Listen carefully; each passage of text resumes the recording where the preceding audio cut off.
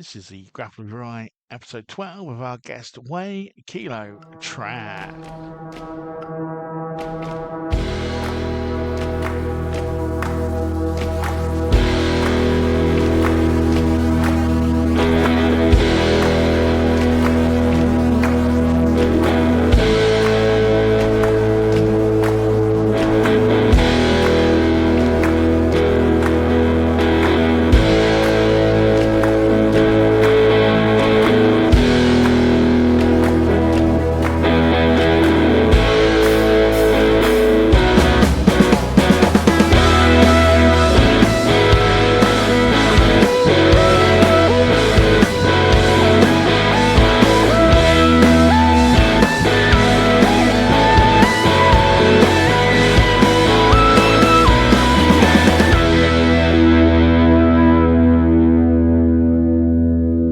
So, welcome to the Grapple of Your Eye podcast, episode 12. And my guest today is Way Kilo Tran, a martial artist who's taken his time on many different martial arts, but now finds himself as a trainer at the world famous Snake Pit in Wigan. Way, welcome to the show. How are you? Uh, Average. Oh, well, I like to be right in the middle. I don't like to be too good, and I don't like to be bad. That's it's always about middle. You can always depend on that. The middle's always good. Yeah. For anyone who's not familiar with your work, would you be able to give just a little brief description of who you are, what you've done, where you've been, type thing? Yeah, I've started with Wing Chun when I was 16 years old, and I may have done that for a bit longer than I should. I think just with anything in life, you stay on a bit too long for relationships, anything. But after that, I did go back to Xingyi, which is another Chinese martial art, a bit of Tai Chi, which is very grapple based, which people don't realize. It's very much yeah, Tai Chi is very much like wrestling. I would say it Mhm. is definitely wrestling, but shadow wrestling really. And I went back into Wing Chun for a bit to teach, and then that didn't go so well because I wasn't ready to be a teacher. And then Mhm. I went into MMA in 2017, the later part of 2017. And my first MMA class, I had striking, but I had no wrestling or any grappling whatsoever. So if I was wrestling on the wall or started doing any wrestling or jiu-jitsu on the ground, I was actually destroyed. And I realized you needed at least two of those three things in order to succeed. So after that, I went to BJJ class, and I didn't want to do BJJ, to be honest with you. I wanted to do catch wrestling, but you couldn't find catch wrestling. I You, remember the times well. yes, I wanted to do catch wrestling because of Sakuraba. Sakuraba was my hero and still is my hero. He was Yeah, one very of mine as well. unorthodox, and I'm an unorthodox guy. So I thought this is perfect, but you couldn't find any catch wrestling anywhere. So I did BJJ, and my first class was a bit odd because I came in with a judo gi and a white belt that was dyed black. And I had to explain to the instructor that I am not a black belt, that my friend, who's a costume designer, borrowed the gi and the belt and had to dye it black for whatever project that she Yeah. was working on. Which it didn't help that I was a fan of Ronda Rousey, and when I was sparring in my first ever jiu-jitsu class, I armbarred my first two sparring partners.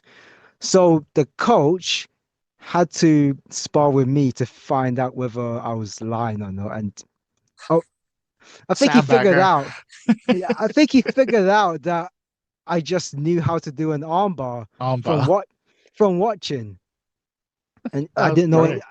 I didn't know how to get into an armbar. It's just, the only thing I knew about an armbar is the arm bent one way, but not the other way. Oh, If you- Oh, That's the it's one. always the basics. It's always the basics. So where then, going right back, where did your interest in the martial arts develop? What were you, was it something you watched as a young child or something that caught your eye a bit later? Where did it all begin? It was those old VHS tapes, which was recorded off of another VHS tape, which was probably recorded off of another VHS tape of various martial arts videos. And one of Okay. them was Prodigal Son. It's a Wing Yeah. Chun movie directed by Sammo Hung, and it just blew my mind. And I I don't think got I've seen that one. What was the plot? What was the plot? the plot was it was about this youngster who his dad paid off anyone who was gonna fight him, and they had to lose. Okay. No, not Yeah, doesn't ring a so bell. I've seen a few, but that one doesn't so ring a bell. I'll add that to my so that's list. Thank you. so yeah, that's how it started though. So his dad was paying anyone who's gonna fight him, but they had to job to him. So they're gonna have to and then he found out that he was actually really, really crap at fighting when he fought an actual genuine martial artist who was Yeah. in the opera scene. So he was an opera singer that he lost to.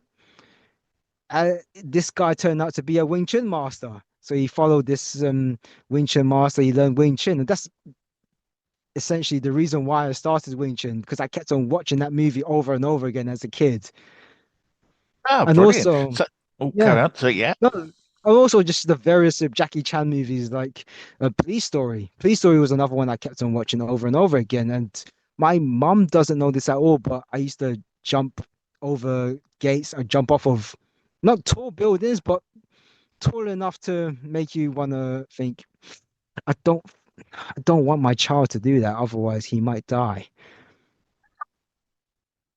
Oh, brilliant. So, what was it like then going in to the Wing Chun then? So, you've seen the films, you've watched all the martial arts on the screen. You're walking into your first lesson. Did it match up? Oh, it was very, very different from the movies because it was the first time I realized that movie martial arts and real martial arts is completely different. It was just Well, because the everything you're doing on screen is there's exaggeration. It has to look good on screen. yeah. And then when you're trying to do it in real life, it's gonna look it's not gonna look aesthetically pleasing. And how did you? But you went back though. You carried on going. How did you develop in that? What did you enjoy? What did you find? What techniques appealed to you? It's just I think I just liked the punching. I liked punching. I liked getting punched. I like kicking. I like getting kicked. It was very, very simple. I think I must have wrote on the form the reason why I started was for health and fitness. And that was all a lie. I was too ashamed to say that I just really want to learn how to fight and I like fighting.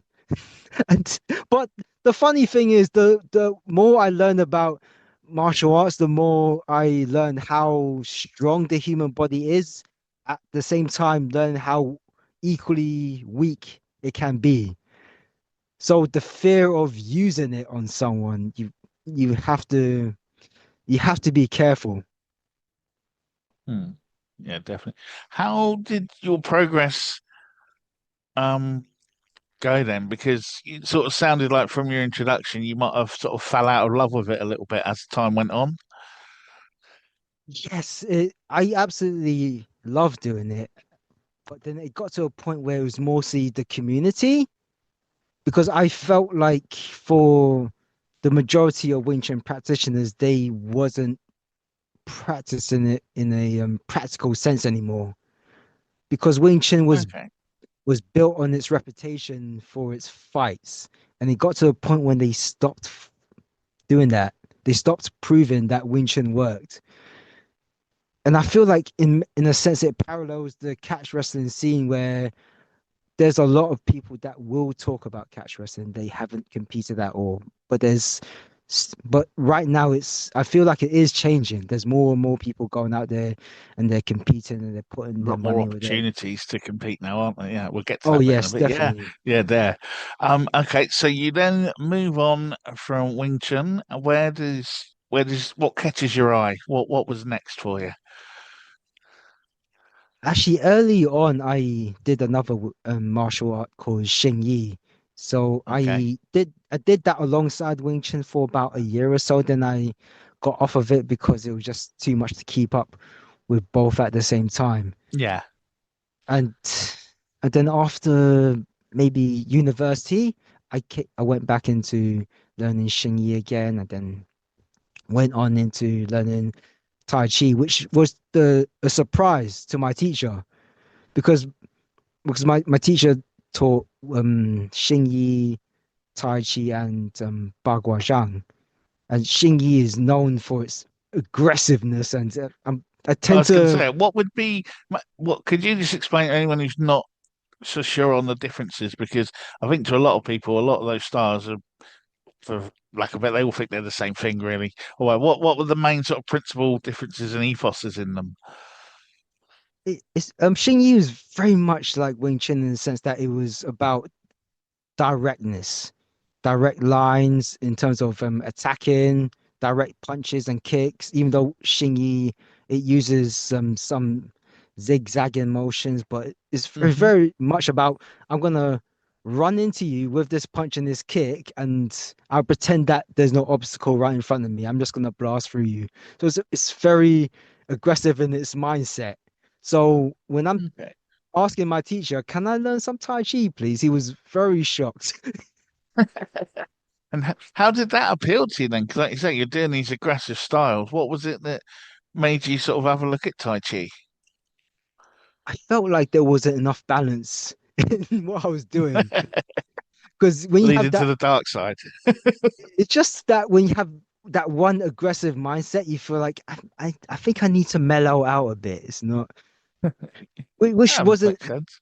which wasn't, I felt like that was going to help. But when I was doing Tai Chi, I also was thinking, okay, this is an elbow to someone's face. This is a punch to someone's eye. So if you still have that kind of that mindset, but the movements does allow us it does allow me to mellow out a bit more. Okay, But and then then so what then? Oh, carry on. Sorry. Yeah.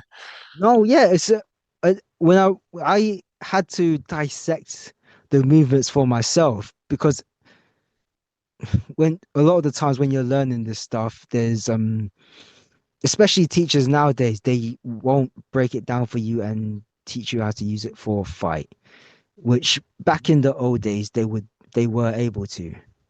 And I feel like there's some aspects of being able to break down the forms is has been lost. But when I was breaking it down for myself, I noticed that well, yes, there are punches and elbows, kicks, but a lot of it was wrestling.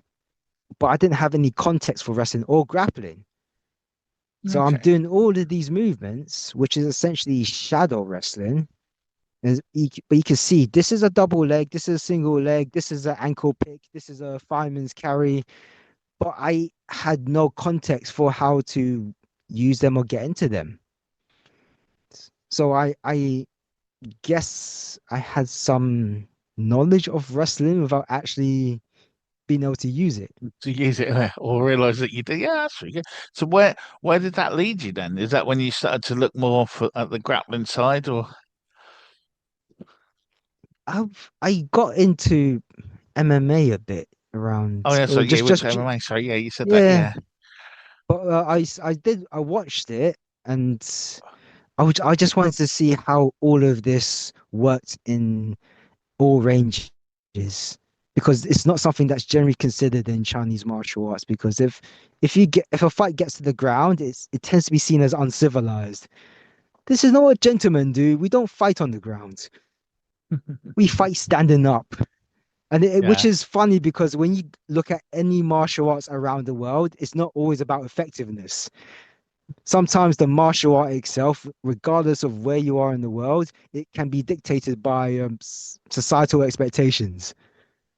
Yeah, 100%. And I mean, a lot of the cultures, like you say, historically, a lot of the cultures have had a lot of big influences on various styles because, especially even like the styles of wrestling around the world, even from like the Cornish up to the Gaelic stuff, even like through the catch stuff and everything else. Yeah, no, there's definitely a culture involved in all that. So, going back then, so what was it like stepping into the octagon then? So you've done all your stuff, you've been practicing, you've been shadow wrestling, the cage doors closing behind you. How was that? Oh, I never had the opportunity to actually have a fight. That's the problem.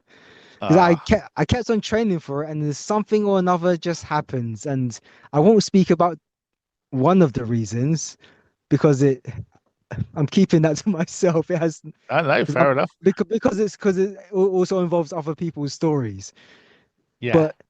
But there were times where I did try to train, and then the main obstacle was my knee, having to have it injured for the first time, and then the second time, and then the third time, and then you're getting older, and I'm 38, almost going into 39 with this injury and other injuries, including my broken toe. I broke one of my toes 4 times. All 4 times I broke it during a warm up. It's ridiculous. A lot of the time, the biggest injuries come from the silliest things. I've hurt myself more brushing my teeth than I have on a mat. Just sort of like bending down and picking out and something goes crunch and you're like, but again, you might find that as you get older. I'm a bit older than you. Something to look Uh, forward to. yeah, I don't want to get on the painkillers because I've seen a lot of Dark Side of the Ring, and Yeah. painkillers doesn't seem to be good. No, I'm very much on the medication front. I'm happy to take something that's doing something. I don't Mm, like things that hide stuff because it's still there. Yeah, you can't feel it or whatever, but you don't know what you are doing then because you can't feel it anymore. So there's no point. Same with like my knee. I mean, they've never offered me an injection in there that'll say, "Oh, it'll stop it hurting." It's like, yeah, that's great, but is it still being ripped up or whatever? Am I still making it even worse? But just because I can't feel it doesn't mean it's not.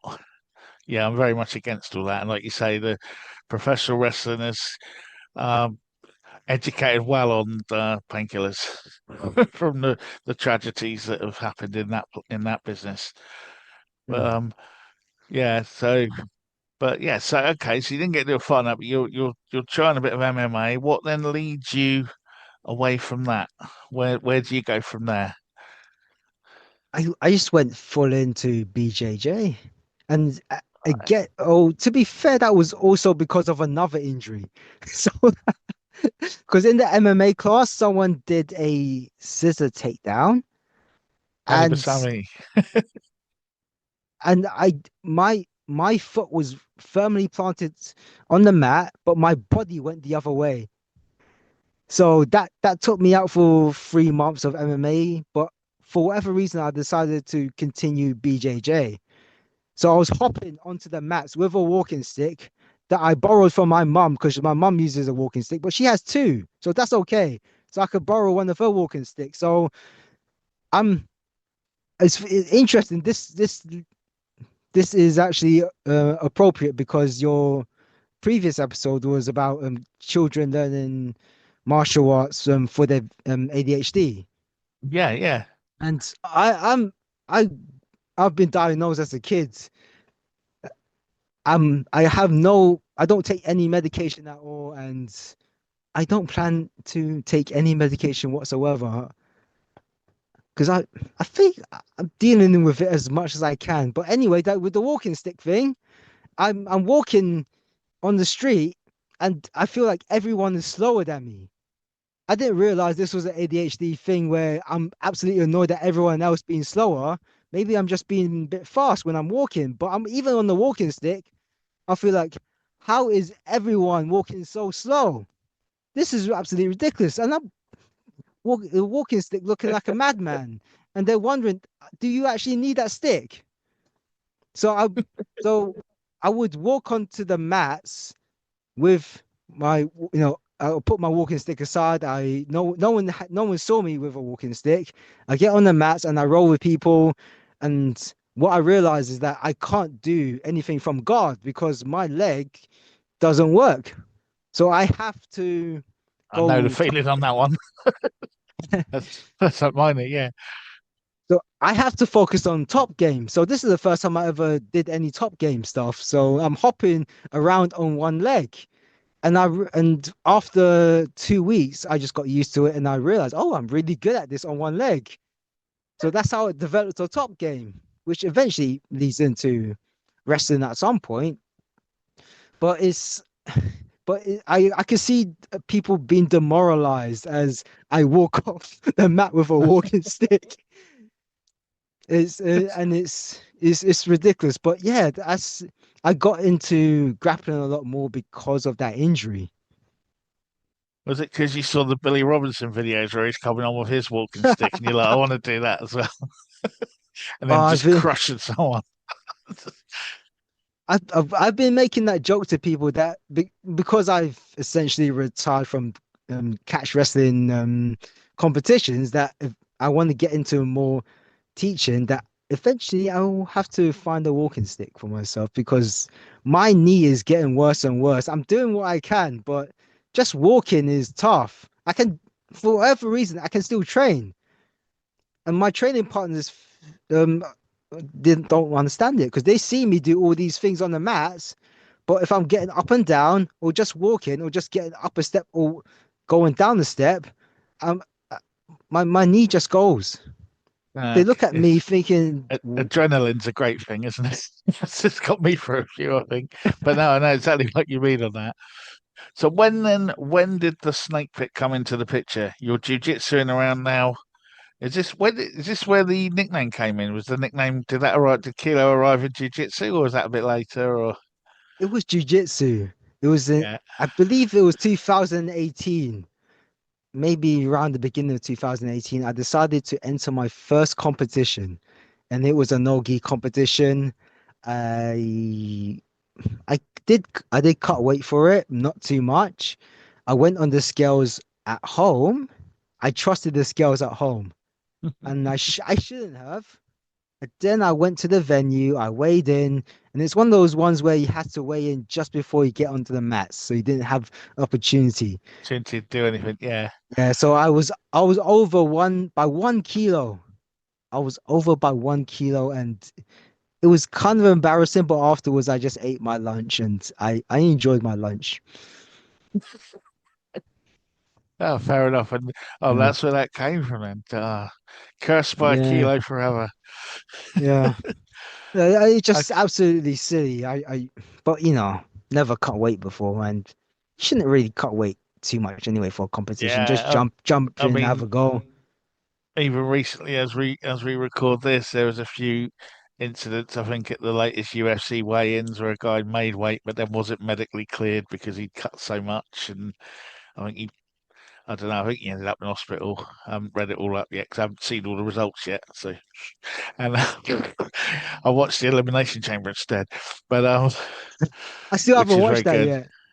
Now I've watched Elimination Chamber. I haven't watched the Ah, UFC yet. I've watched the prelims, but not the main card.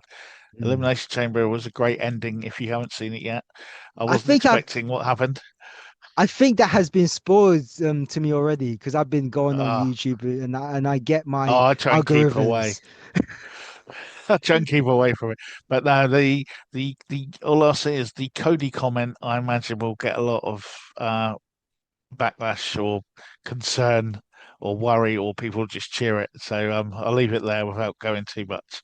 If you All haven't seen right. it yet. But yeah, so you're jiu-jitsuing around, you're missing weight, and then suddenly wrestling comes.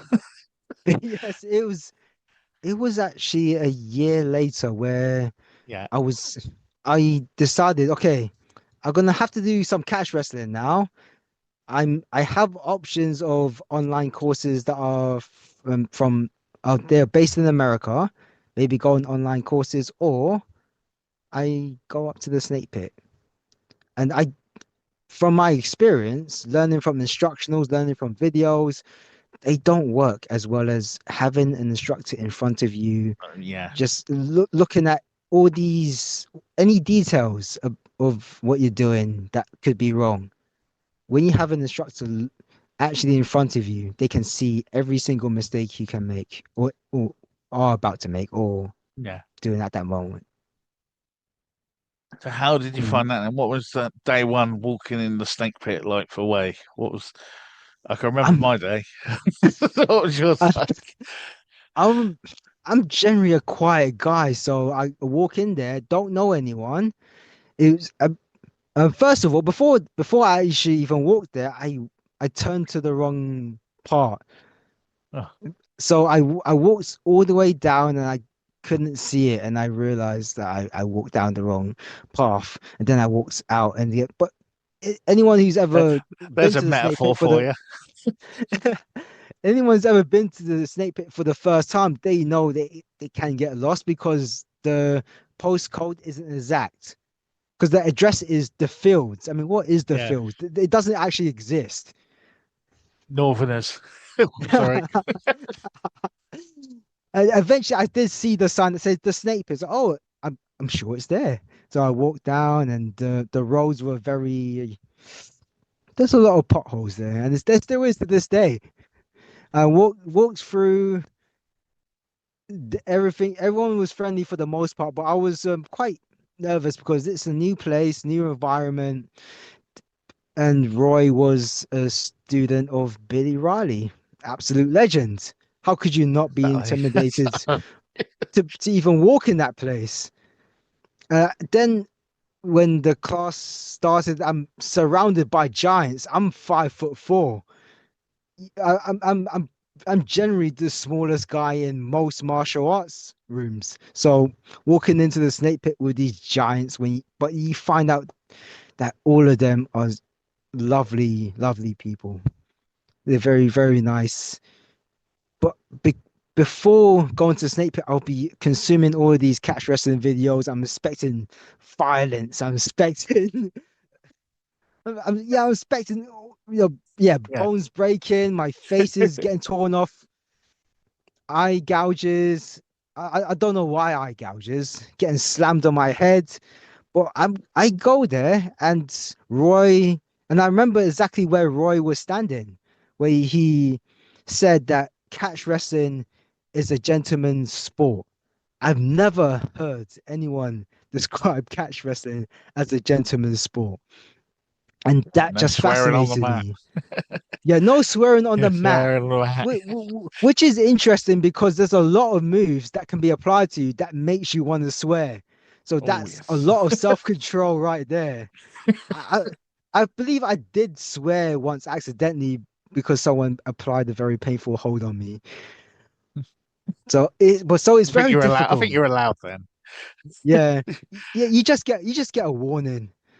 But I was just fascinated by what Roy said, that it was a gentleman's art, it was a gentleman's sport, and he kept on repeating it. So I was more fascinated by that. And then I never done any wrestling in my life. So someone is trying to put me on my back. I never had to fight so hard in my life. In jiu-jitsu, all you have to do is just tap and then you're done. Yes, a submission can be painful, but all you have to do is Yeah. tap Just and tap that's out. it. Yeah. But if someone is trying to put you on your back and you're fighting your hardest to not get put on your back, and someone's trying to turn and twist your neck and head and putting their ridge hand in your eye socket, trying to tear it off, Yeah, your just to chin's get a going just to get a pin. when your chin's It's going one way and your shoulders going the other way and they're about to meet. but yes, I Uh, was just fascinated by this juxtaposition of what's obviously a very brutal sport, and this man telling me that this is a gentleman's art. So I was very fascinated by that, and you could tell by um the respect that is instilled in the majority of the students that they carry that with them. It's not about ego when you're on the mat. for you then, just to put it into some perspective, Mm. the Snake Pit's not like at the end of your road where it's like a 20-minute drive or anything, is it? You know, you have to put in a bit. It's a bit of a grind to even get there, isn't it? Before I'm just trying to get like the commitment that you have to it. Like people go, "Oh, I travel there and I travel there," but like like a well, so it's quite a while, isn't it? Because what's it, London to Wigan for you, isn't it, or more or less? Yeah, yeah. From London to Wigan, it's a direct train. It's 2 hours there and 2 hours back. But the train tickets have gotten extortionate these days, and they're incredibly unreliable, more so than ever.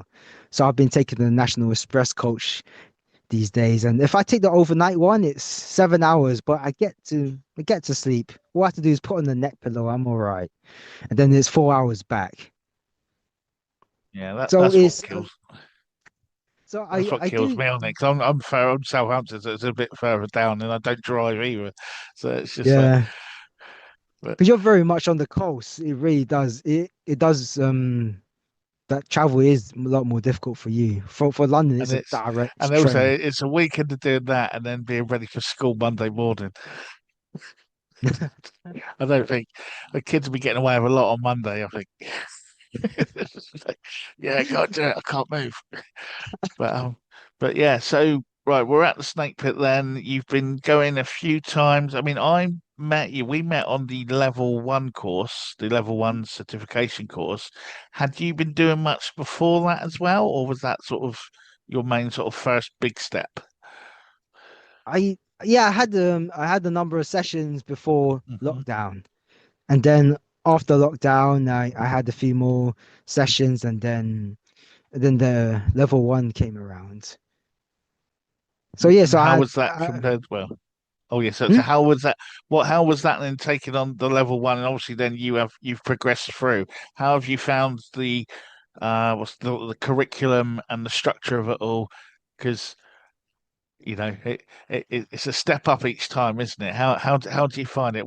Describe it to someone who might be interested?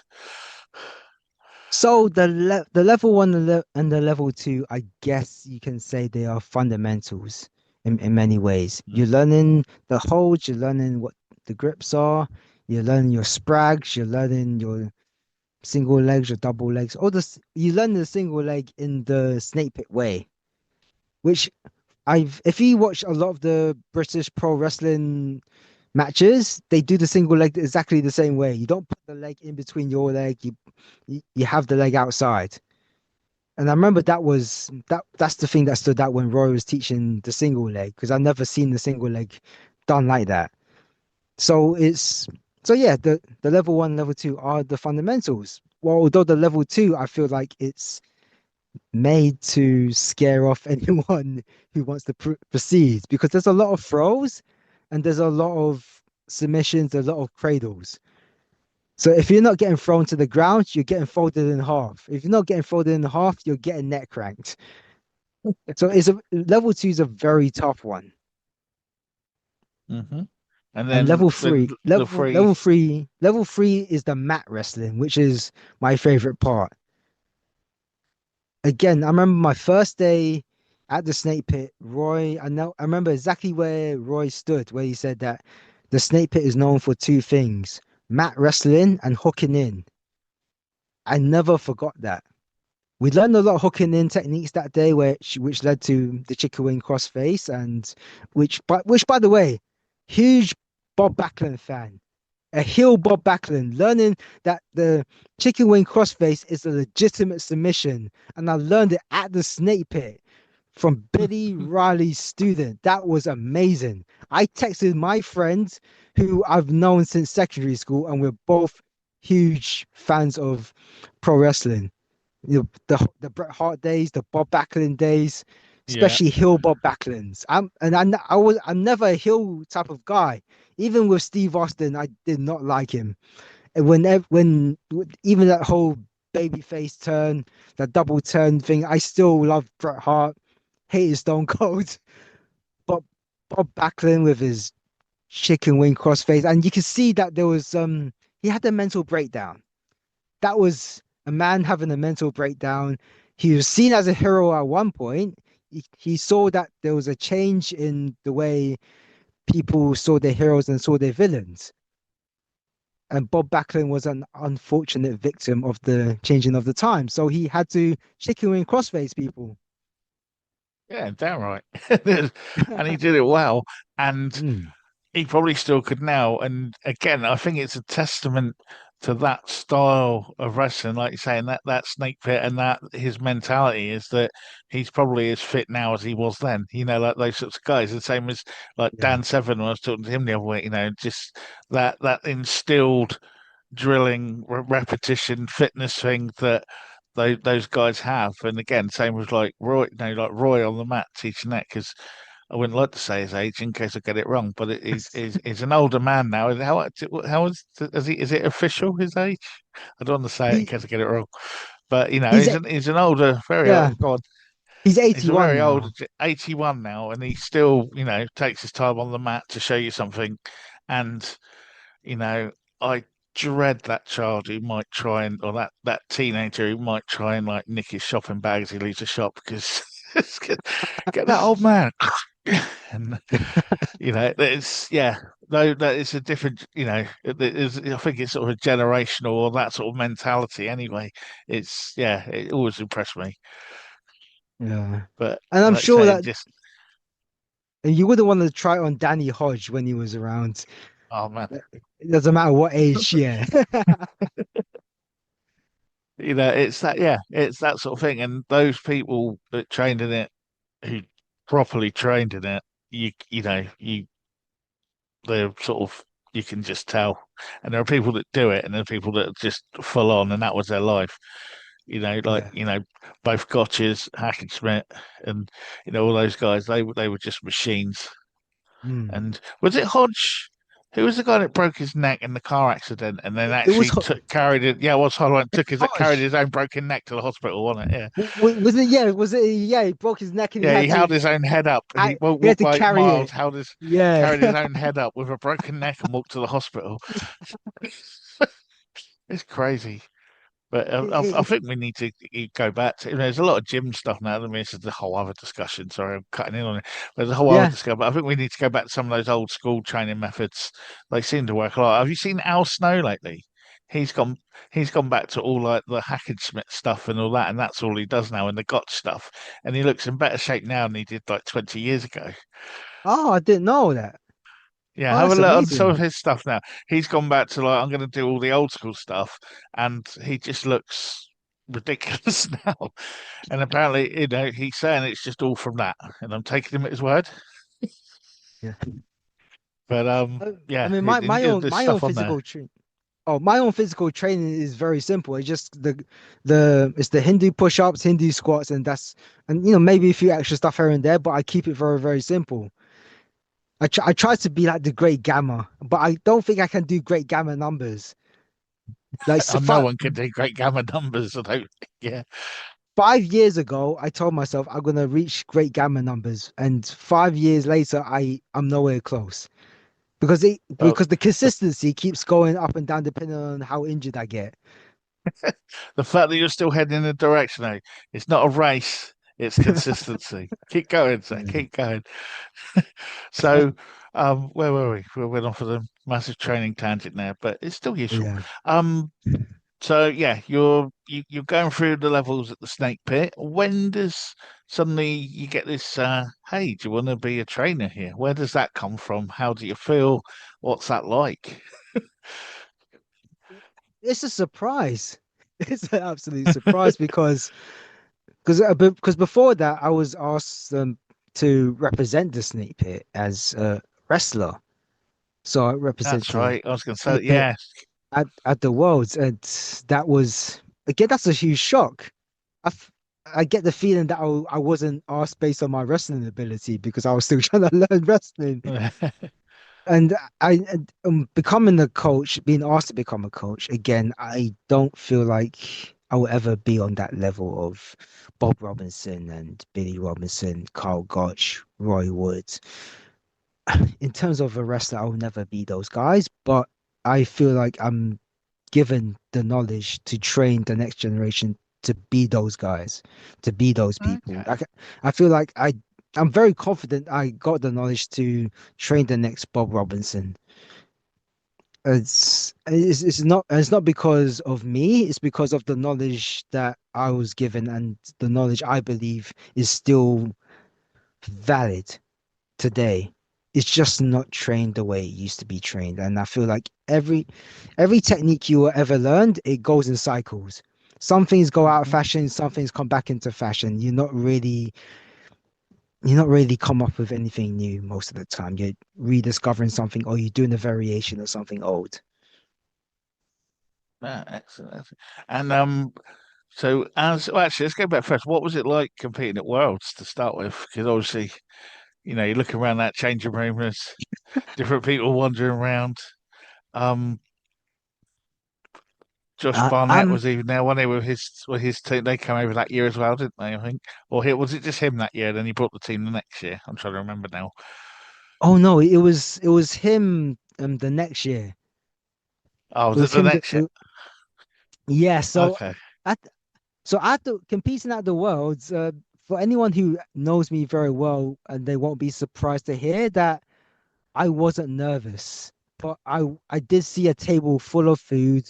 There was Dunkin' Donuts, a table full of Dunkin' Donuts, and I could not wait to finish my matches so I could have all of this food. I'm a very food Get a motivated kilo of person. Dunkin' Donuts. But I did watch Tommy Hawthorne just suplex suplex his opponent 5 different times in a single match, and I had to go up against his brother Brett. So Roy's nephew Paul came up to me and showed me how to defend the suplex. Fortunately, I was not suplexed. Brett was significantly more experienced and significantly more skilled and significantly kinder than his brother Tommy. So I did not get suplexed, but I was put down very, very quickly. And then afterwards, I got to have as many donuts as I want. Fair enough. Fair enough. So, okay then. So you're training now. You're saying about like pass on this knowledge and that. How are you finding it? What's like from student to teacher? What would you say? What's the biggest change in your approach now? I feel like it's just trying to figure out what's the best way to pass on this knowledge. Hmm. Because sometimes you might need to tweak little things, or in terms of not just the techniques. I'm not talking about techniques, but the order in which you teach them. Yeah, Because you're trying to figure out what is, say, for example, you're trying to teach someone hand fighting. What's the best way to teach someone hand fighting? Because you don't want to be teaching someone takedowns and drilling them over and over again you because it's not that's not how it's done. It's like in Brazilian Jiu-Jitsu, you teach someone an armbar and tell them to drill it hundreds of thousands of times, but then you tell them, okay, go into sparring, go into competition and get that armbar. They're not going to get that armbar because they've not taught the process to get the armbar. What is yeah. the process to get to that position to get the armbar? It's the same with a takedown. I genuinely believe that if you want to learn how to get a takedown, you have to learn hand fighting first because you learn hand fighting, you learn your snap down, you learn all the holds that you need to learn in order for you to eventually get to a takedown, whether it's an upper body takedown, lower body takedown, but you have to get past the hands in order to deal with the rest. I feel like, especially I've seen it a lot in Brazilian Jiu-Jitsu gyms where they waste a lot of time teaching someone how to do a takedown. And then you hear the students complain about how they've been drilling this single leg and they're running the pipe hundreds of times and they still can't get it in sparring. And the reason why they can't get it in sparring is because they're skipping so many steps. So No, I like it. I'm trying to find ways to teach students more efficiently. So I don't want to be wasting a student's time by just teaching them a takedown that they don't know how to get into, or a submission that they've never been taught to find the stepping stones to get to. So I feel like the steps have been removed, and you can't be removing the steps, especially when it comes to takedowns. And I see it's especially in jujitsu. that happens quite a lot. Okay. So whereabouts are you teaching, mate? Obviously, at the Snake Pit, but have you got any other classes anywhere else that if people listening might be interested in attending? I'm teaching on Sunday. Oh, sorry, today's Sunday. Sorry, my I'm teaching on Friday evenings from 7 to 8:30 in Cobham, Surrey, at that dark arts combat. So I Okay. teach it on the Fridays, but I do find the issue is that it's because I'm only teaching once a week and I'm teaching other people's students. And it's also outside of London.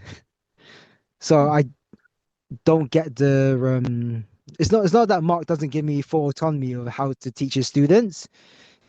It's also I don't have enough days of the week to teach these students because I'd love to see them develop in a certain way that Yeah.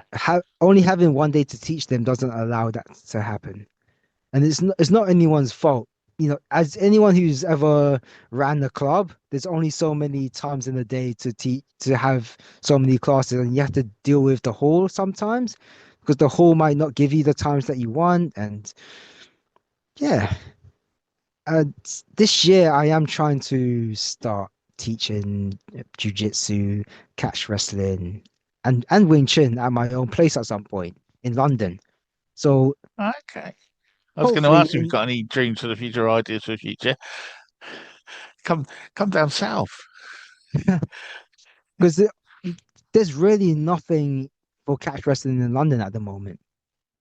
I think um, Wendell did start teaching at some point a few years ago, and I think he's focused on boxing now.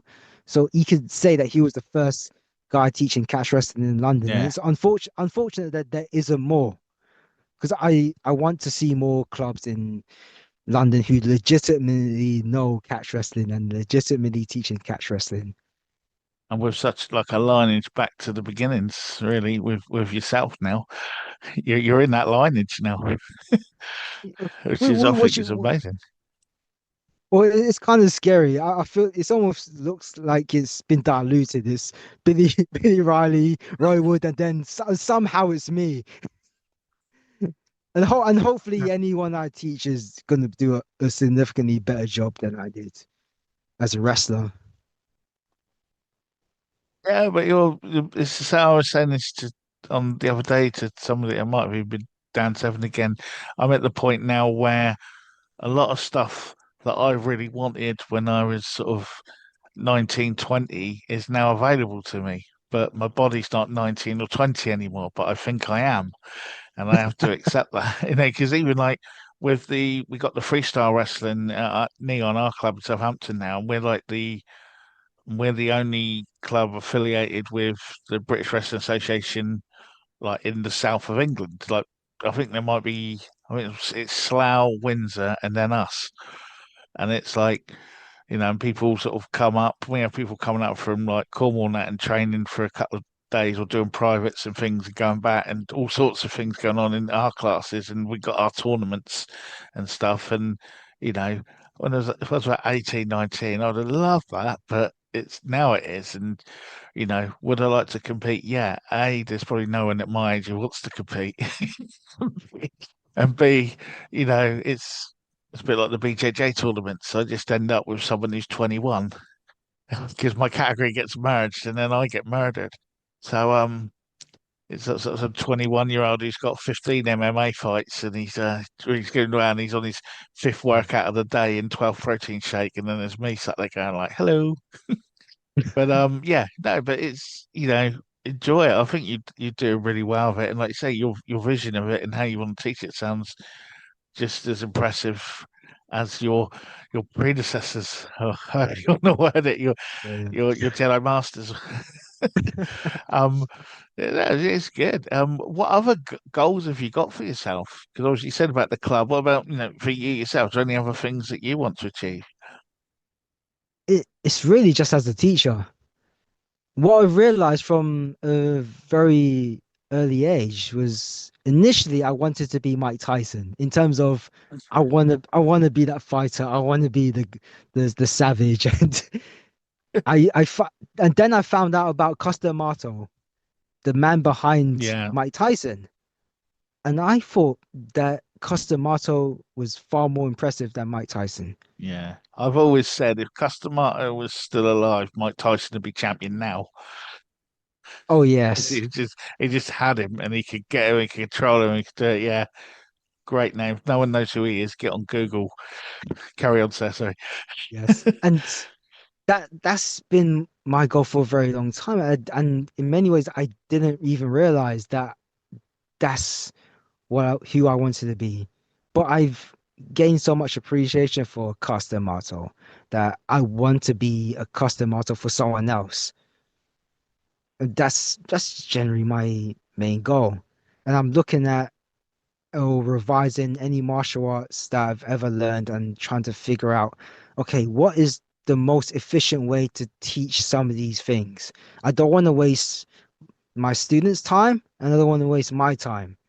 I, and I'm also looking at which techniques are, there's always a learning curve to every technique, but you have to also look at, is that learning curve worth it? Sometimes it's not worth it, even though you've been told by 10, 20 other people they just followed, they just read the book and they just Yeah. followed the pattern. And I'm not, again, bringing back the ADHD thing, I thought maybe the creativity led back into the way I think about how to approach teaching martial arts because I'm always trying to figure out, is there a better way to teach this? Is there a better way to teach that? Maybe it is, maybe it isn't. I don't know.